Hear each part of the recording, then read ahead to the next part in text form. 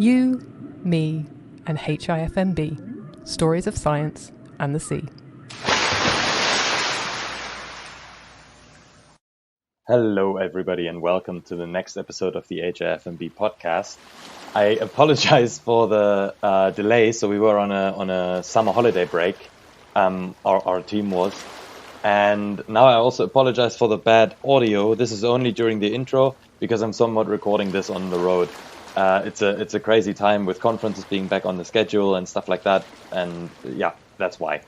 So in this episode, I spoke to Solomon Sebuliba from Uganda, and he's a PhD student at HIFMB, and he's actually working on the terms, on redefining the terms around biodiversity and what that means. So we talk about language, terms around biodiversity, then we talk about his history with museums, with restitution, about his time moving from Uganda to Germany. So it's a super interesting episode, I would say one of our best and super insightful. There's so much to unpack.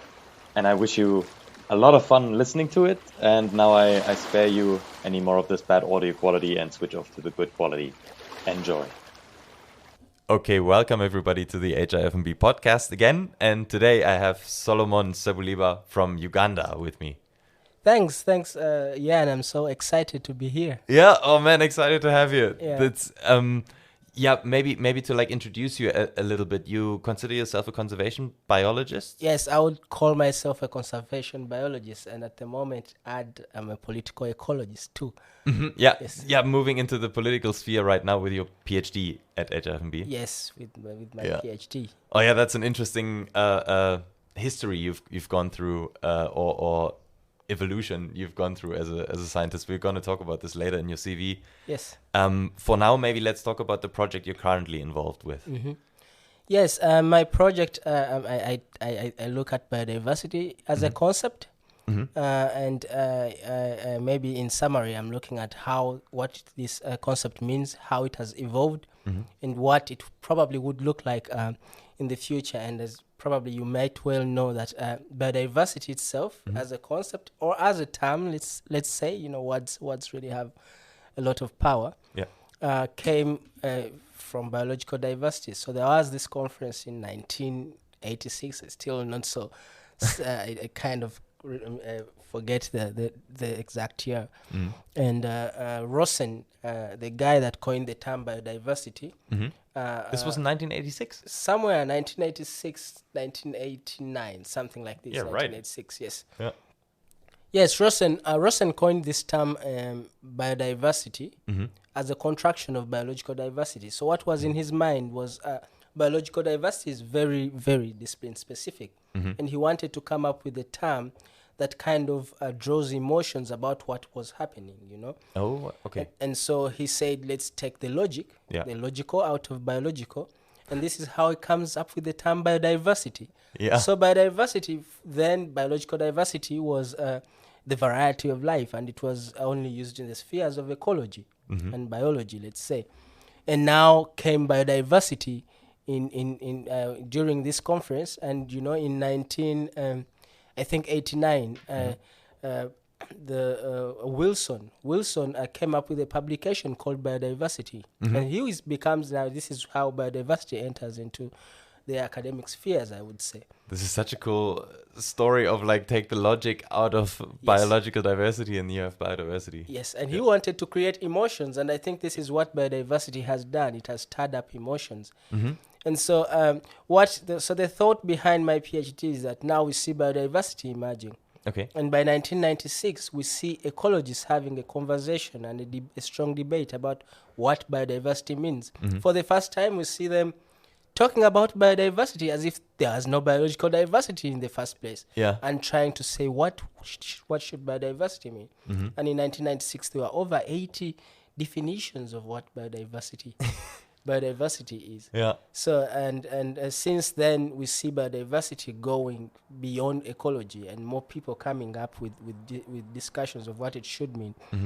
And I think by 2000 we were already seeing it in almost all disciplines. We were seeing it in ecology, we were seeing it in social sciences, in the political circles, and now biodiversity is something that you hear everywhere. Yeah. You know, even in media now, biodiversity made its way there. So we see how terms actually can really make a big difference.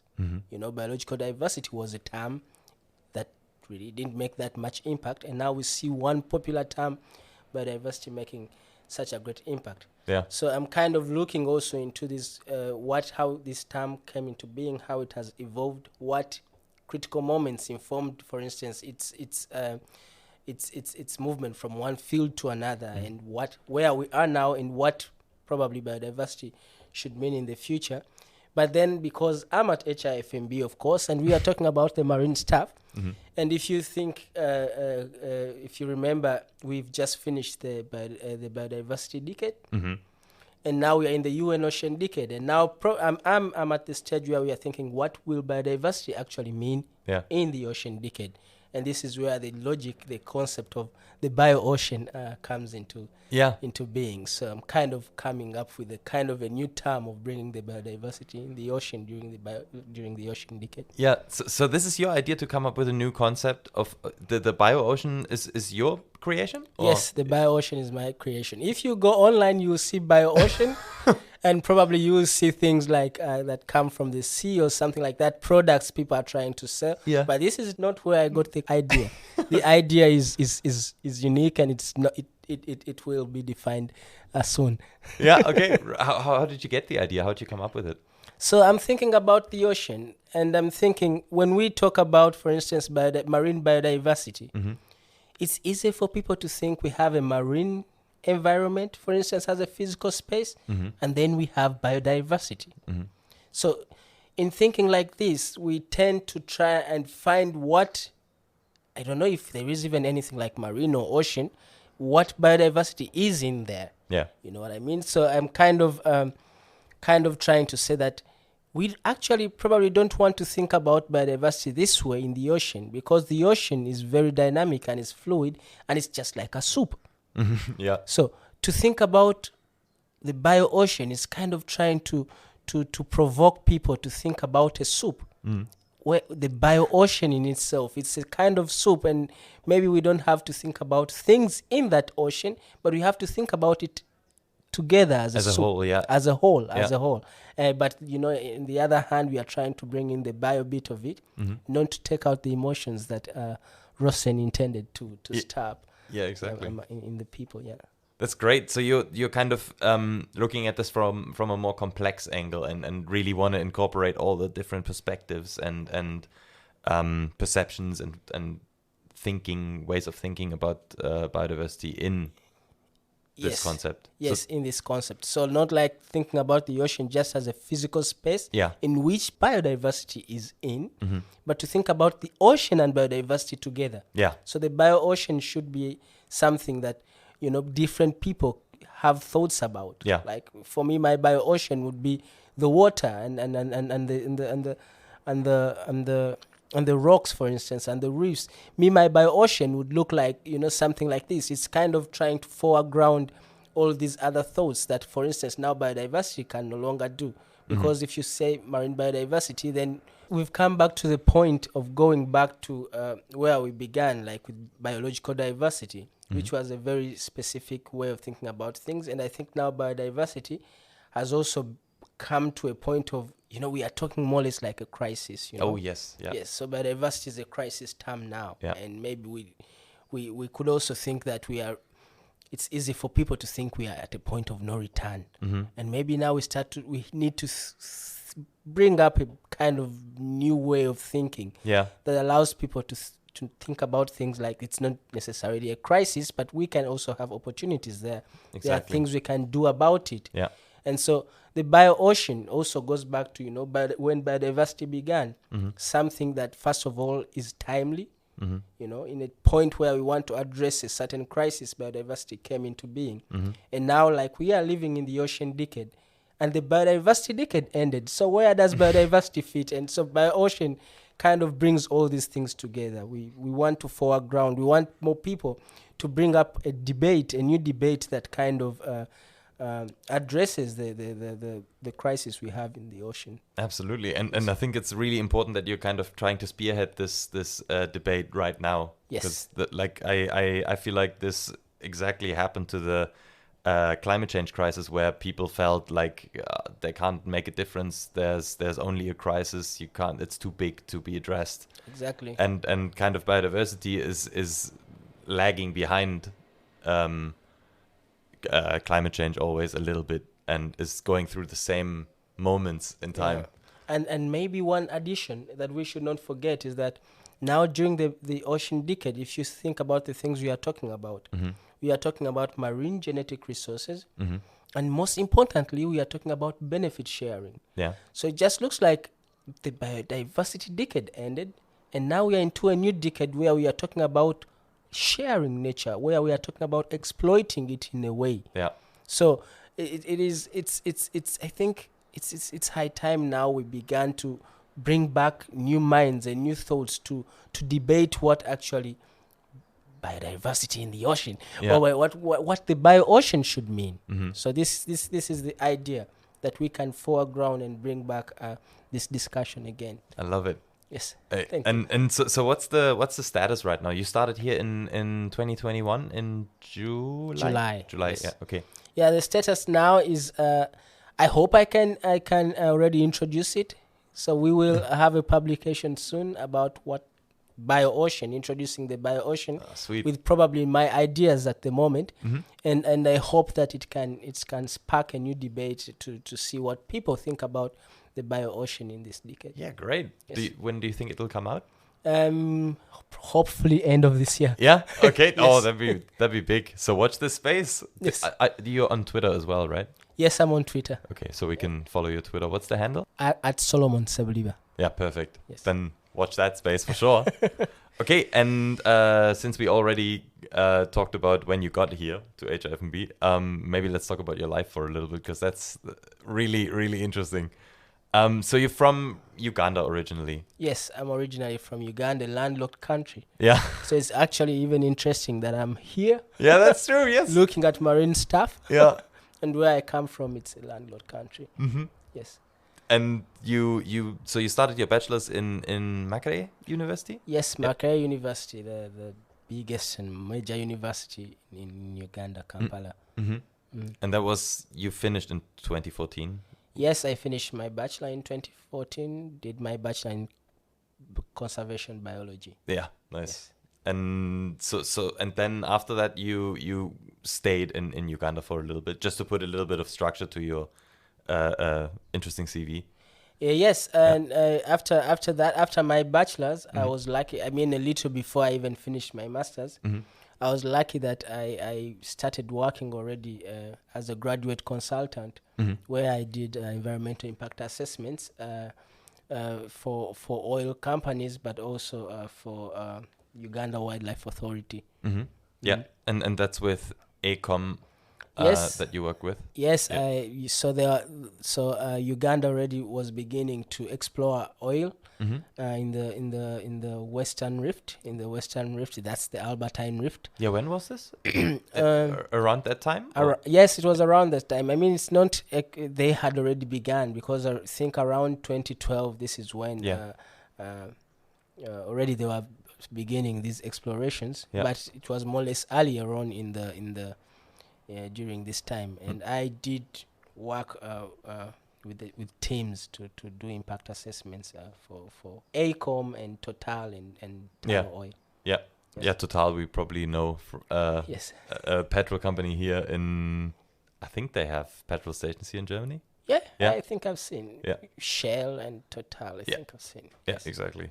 And then you then worked for the Wildlife Conservation Society as well? Yes, I was. So the thing is, I was a consultant that was under Makerere University and working under the Zoology Museum. Oh, I see. Okay. And then we were always contracted, and most of the times it was Wildlife Conservation Society that contracted us for this kind of work. Do they have a office in Uganda, or are Yeah, they're so based? it's an international organization with offices across the world. And Yeah. they do have an office in Uganda. Nice. Definitely. In what city are we talking? In Kampala. Kampala. Okay. Yes, Kampala, the capital of Uganda. Yeah. Yes. Yeah, Uganda. I always, whenever I think about Uganda, it's always the flag. Yeah. That's one of the coolest looking flags, I think. Is Yeah. it an ostrich in the middle? It is a grey-crowned crane. Oh, okay, right. Yeah, My bad. which we call a crested crane. Yeah, okay, crested crane. And Yeah, and then crested so crane. many colors, right? So many lines. So actually, it's similar to the German flag without Yeah. the crane. So if it's just like you're going for sport, you would have black, yellow, red. Ah, right, okay. And German is just red, black, and yellow. Black, red, yellow, yes. Yes. Or gold. Yeah. So for us, it's black, yellow, red. Mm-hmm. And so if things were just happening and it was football, you might think, Yeah. oh, these are similar countries. But no. No. And ours is always 6 stripes with the flag. Ah, yeah. They're repeated, right? Yeah. So, yeah, the Black, colors are yellow, repeated. red, black, yellow, red. Yeah. Maybe I think to kind of differ it from Germany. Yeah. Sweet. And yeah, so then you worked for WCS, so the World Conservation Society. No, Wildlife Conservation Society. Mhm. That's it. And after that, you moved to Israel, did you? Or- No, I didn't necessarily move to Israel, although I visited Israel Oh, okay. for this particular work. But Right. I did work with the role of bats as arboviruses. So this was part of the project that I worked on. And yes, Okay. And- So of bats in Uganda in still. Uganda, Right. exactly. Okay. Actually, this is one of the projects where we already had seen coronaviruses. We did detect Okay. similar viruses. I've not been part of the project since then, Yeah. but I have a feeling he must be happy that this. Back in is part of it. 2016 already. Yes, that's back in 2016. Yeah. Yes. That's sick. Okay. So and then you never lived in Israel though? Or No, I didn't live there, but Okay. I went there for part of this project. Mhm. Yes. What's it like? Great. Yeah. It's always there are tensions, I would say, because of what is happening in the Yes. region. But Yes, yeah, of course. it's great. It was great. Lived there for a week. Yeah, for a week. Okay, and in 2016 with WCS, with the Wildlife Conservation Society, you also worked on a major assessment, the National Red List IUCN of Uganda. Yes, so I was part of the team, and I was in the MAMO team Mm-hmm. that worked on producing that list for Uganda. Yeah, Yes. what's that experience like? It was great because I couldn't believe that I was working with IUCN at this point. Yeah. And I was kind of like very young and just come out of university. Mm-hmm. And now look, I was, making these assessments based first of all on data that was existing, but also on now the constant projects that I was now working on in the different regions of the country. Yeah. So it was a great experience, sitting there, and you have more or less the burden to use all these indicators to produce something that would be really relevant and Yeah. useful. Did it have good political pickup, or what do you think? I would always say science doesn't have much political pickup. Yeah. Yeah. Okay. Yes, science doesn't have so much political pickup, and probably this is partly why I also had to kind of start thinking more or less like in the political side of things. This is when you started. Yes, thinking, this is okay. when I started thinking about it, because I remember the same time during which the National Red List was produced was the same time we were giving advice about where they should put the pipeline or not, Yeah. and what measures they should take. Mm-hmm. And I was so excited, and I felt like, I was achieving something and doing something really, really important. Yeah. And I remember even before we were done with all these other assessments that we were running, we realized that the very place we had said they shouldn't put a pipeline, they were already beginning to build. And this is why I started thinking more of the political side. I realized that the policy, the politics, these people had more power. They were doing more or less the things that we wanted to achieve. Mm. Yes. Yeah, this is must be frustrating. Yeah, it's frustrating, and I think it's the same with many scientists who are working in conservation, because it's not just about the science, it's also about who has the mandate to make things happen. Is this why you started then working after that with more of the ministry side of things, or? So from then, when I went to the ministry side of things, not because I wanted to do the political side of things, but during these projects now, I was more or less interested in the socio-political side of things. So although I was hired as a zoologist who was working with mammals, I then now started really, because I do remember in this project with the ministry, I did take interviews with local people and asking them about things, and had conversations with the local council about how they implement certain things. So this is where my mind began to start thinking about the social and political side of things. Yeah. I have that same point, not at the same time, but I had that same point during my career at some point, when it's like, well, there's more to this than just the biological or just the ecological side. Exactly. Then, Yes, which we often, ignore. But Yeah. this is true. Exactly. And you work with a lot of museums as well. Yes. So when you go to the field and collect stuff, so usually for people who are not involved in specimens, or who are not interested in specimens, they would, for instance, just deposit them in a museum. And for us, because I was also working closely with the museum, we would collect, and I would prepare specimens. So I was not just going and doing ecological assessments, but I was also preparing museum specimens, which we would take back to the zoological museum for curation.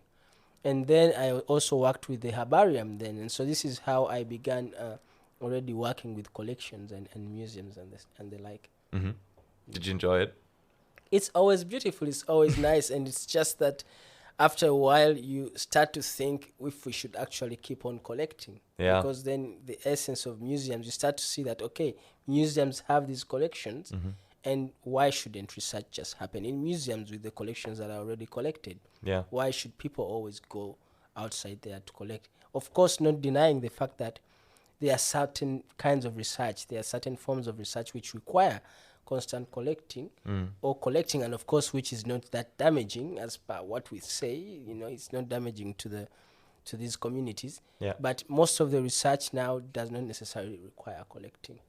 Yeah, you mentioned before that you have some that your views about extractive research have changed somewhat. Yes, so I'm kind of also now, I don't really support a lot of extractive research, which I think is also gaining momentum in the ecological field, especially when it comes to certain organisms. I think it shouldn't happen for many things, especially if we have already collections that are existing. Yeah. So extractive research becomes something that we should not really be, because if we are conserving and we don't really need to collect, why are we actually spearheading the group that is really taking things out of the environment? Yeah. You were involved back then with extractive research, you said, I think? Yeah, because we used to collect bats, bats, small mammals. So of course you would argue that the things we were collecting kind of like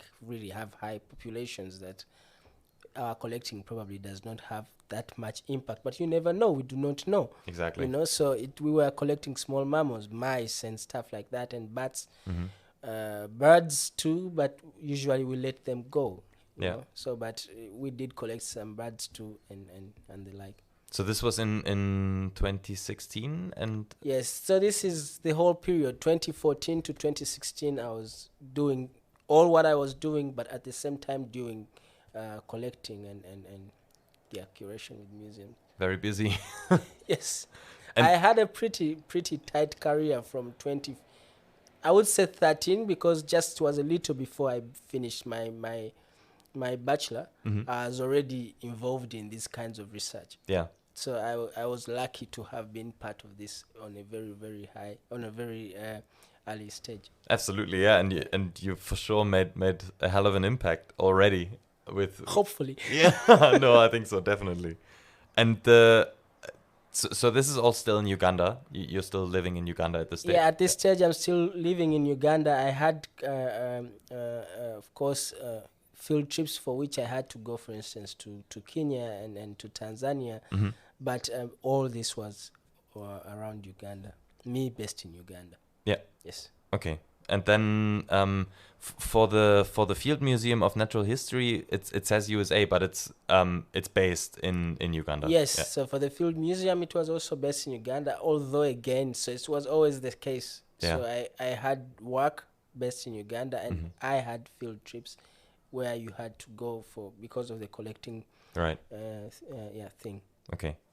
And then in 2018, you moved to another museum, to Senckenberg Museum. Yes, in 2018. So after working for those more or less 2 solid years, there was this new course that had begun in Görlitz, Biodiversity and Collections Management, an international course. And then And that's a master's course? Yeah, it was a master's course.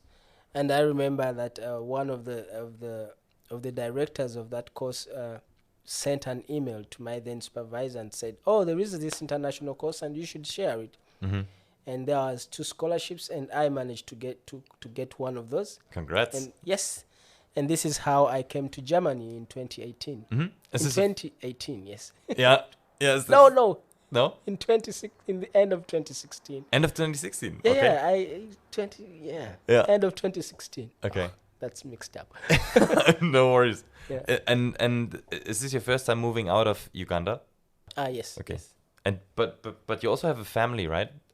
Yes. And how did you manage that? Yeah, it was kind of complicated because I got married in 2015. Congrats again. Thank you. Yes, I got married in 2015, and of course I was doing this kind of work already where I have to go to the field and spend 3 weeks in 1 week around, and sometimes it was even longer than that. And so we were kind of starting to get used to this kind of routines that I go away and come back, but we always knew that I was somewhere around home. And in 2016, now there was a big leap, and I had to go away, and we had our first child, our daughter. And this was hard. It wasn't easy, but I kind of had a plan that in the following year I would probably have my wife and daughter joining. Yeah. And yes, and it did happen. It worked out that in the following year she made it. Did you actually live in Görlitz? Because that's like in the middle of nowhere in Saxony. I lived in Görlitz. I would say we had a great team in Görlitz. Senckenberg was great. There was a great community there. There were really, really nice people in Senckenberg. Yeah. And they really provided a lot of support for us. Okay. And then you moved from Görlitz to Regensburg then directly, or no? No. So after my master's, that was in 20. So I finished submitting my master's in 2019. My wife finished then too. So and she was lucky that in 2019 immediately she finished. I mean, I wasn't just applying, but I also had projects in my mind, and one of these is actually a summer school on biodiversity and collections management. So for which we finally got funding from Volkswagen, and it's running, and it's still running. Yeah, right. It's nice. still running. Yes. Yeah. And but then I was kind of trying to find a PhD, and I wanted to do. At first, I was thinking I want to do something ecological. So maybe for the first month I was applying for that, but then I thought maybe do something you want, and so I kind of started trying to find things in the ecological, but with the political, tinge to it. Yeah. It was really hard, but my wife immediately she finished. She applied 3 times and she got a position, and this is how we moved to Regensburg in 2020. During the pandemic or before? Yeah. So the thing is, the day we shifted, that's when the lockdown happened. Oh, no. We almost got locked down, from entering Bavaria during this time. Oh God. Yes. In Regensburg, there's a university there, or to the university there. So she does her PhD there in botany. Sweet. Yes. Is she enjoying it? I hope so. Okay, and then you kept applying for or looking for PhDs? Yes. Yeah. So now I continue to look for PhDs again in political ecology and political things. Yeah.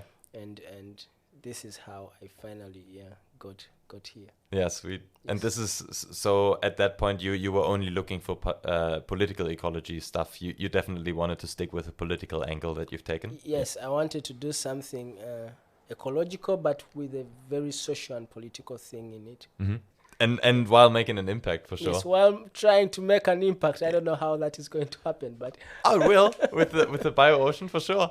Hopefully, it's gonna kick some rocks down the hill. I don't know if this is a saying. Let's hope. Let's hope. Let's see. Yeah.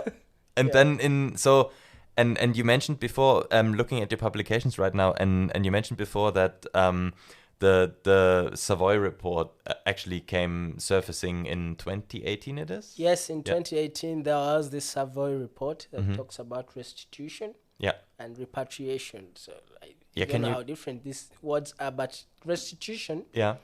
would mean taking back things that are cultural in a way. Mm-hmm. And repatriation, I've had this. I'm not sure how different they are. Would mean more or less like the biological things. Mm-hmm. So like you say restituting cultural objects, Yeah. but you would say repatriating human organs Mm-hmm. or human bones, or for instance. Yeah. So this is, but I don't think there is a really major difference Yeah. in there. Yeah, but it's more or less talking about the same thing. Or maybe you could say repatriation is taking back. I mean, if you consider just the grammar of it, Mm-hmm. and restitution is really putting them there. It's Okay. Yeah. But so for you, out of that sprung two very impactful publications, I think, and you mentioned you were getting a bit of pushback against one of them.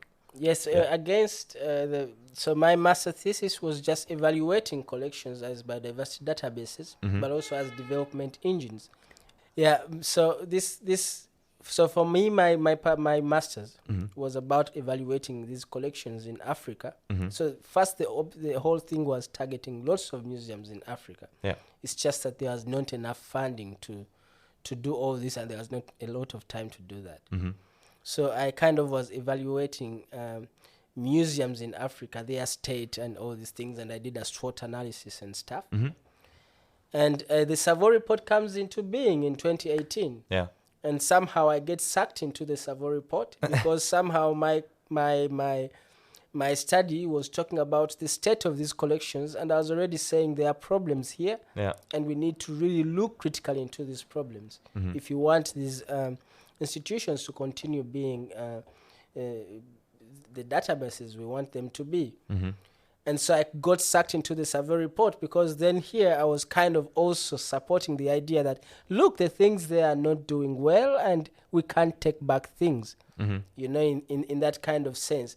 But also this was something that I also shared, that I understood and kind of believed in. I didn't believe that restitution was anyways a solution, Yeah. especially when it came to biological objects. Mhm. I thought what was important was kind of to help these institutions, you know, be able to do the kind of work we expect them to do, Mhm. to set up kind of their infrastructure and stuff. All these were problems. So if you read my paper, Yeah. Threatened Heritage, Mhm.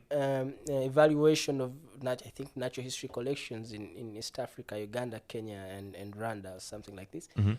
you realize that I was kind of giving also what is possible to do. And I was thinking this was a better way to think about things than saying taking back things to these places for which the capacities were lacking and things like that. And Yeah. of course, I had a lot of backlash from people who thought it doesn't matter. These were our things and we need them back. Mhm. And it's a whole lot of debate, because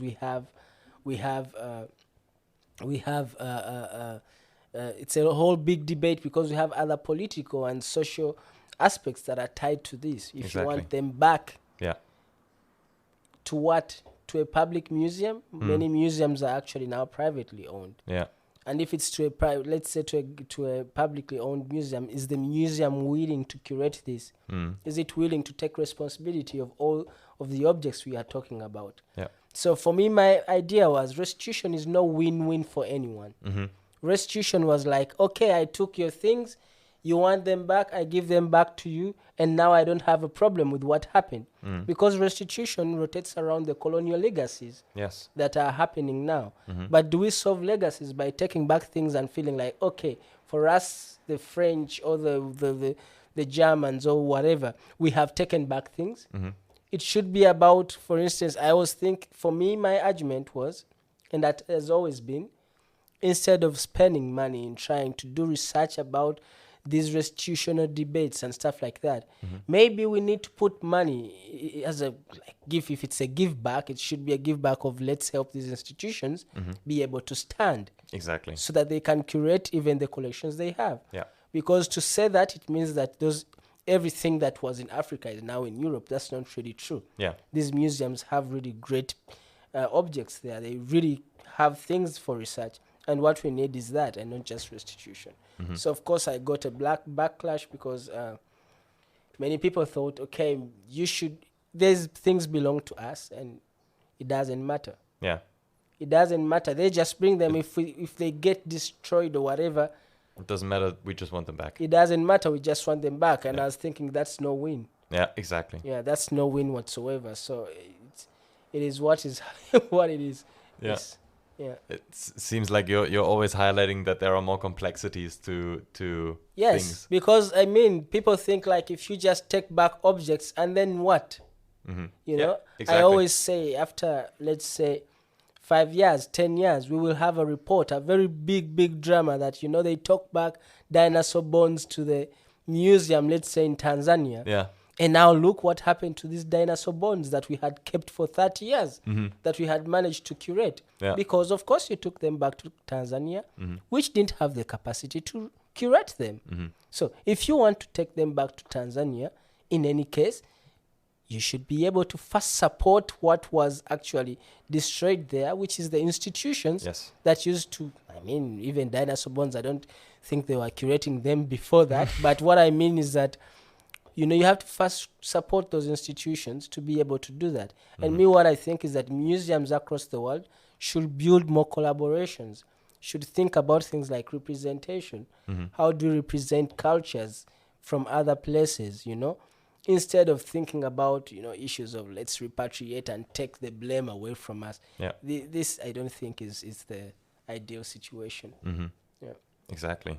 So, and since you got the PhD in 2021 and you're probably finishing in the next 2-3 years? 2024, yes. 2024? Yeah. What do you think is next for you?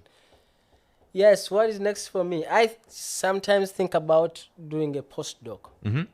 And maybe I will see what I want to really assess then. We still have the PhD already here, and I'm still kind of figuring out what I want to finish, how I want to finish it. Absolutely. But you're only a year in. I mean, there's not too much pressure. Yeah, exactly. Yeah. But in the long run, I think I'll go into politics. All right. Yes.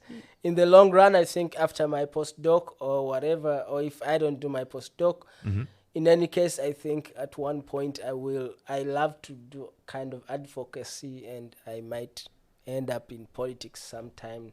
Maybe if in the next 10 or 15 years, I might end up seeing myself in the political side of things. I really feel like there needs to be somebody, you know, moving this direction from the scientific. Absolutely, yes. Do you think you'd stay or you'd go into a political in the international politics realm, or? I hope I can stay in the international realm. Yeah. I mean, if there is anything like international, if that exists, but I would love to keep an eye on the more or less like the international scene, and maybe we have the high seas now where there's no one, and this is partly it. Maybe I could be somewhere, could become stakeholders in these frontiers where there are no really defined stakeholders. Yeah. Yes. Do you think you'd stay in Germany or move back to Uganda? Yeah, I mean, at one point I think we might end up going back to Uganda at one point. It's not something I think about now. Okay. It's something that I feel like I would live anywhere that allows me to be in more or less in an international, setting. So even if I went back to Uganda, I would love it if I can keep my connections across the world. So for me, this is more important than anywhere I'm living. So whether I live in Uganda, whether I live in Germany, it's important that I'm able to have a kind of international setting around. It's very well put, I think. Perfect. Then I wish you all the best with your PhD. I hope, I mean, I know there's going to be massive things coming out of that, and good luck with the publication at the end of this year. Thank you. Thank you so much. And good luck with the family in Regensburg. Yeah. Thanks. All the best. Bye-bye. Bye. Want to dive deeper? Surf over to hifmb.de or follow us on Twitter at hifmb_OL.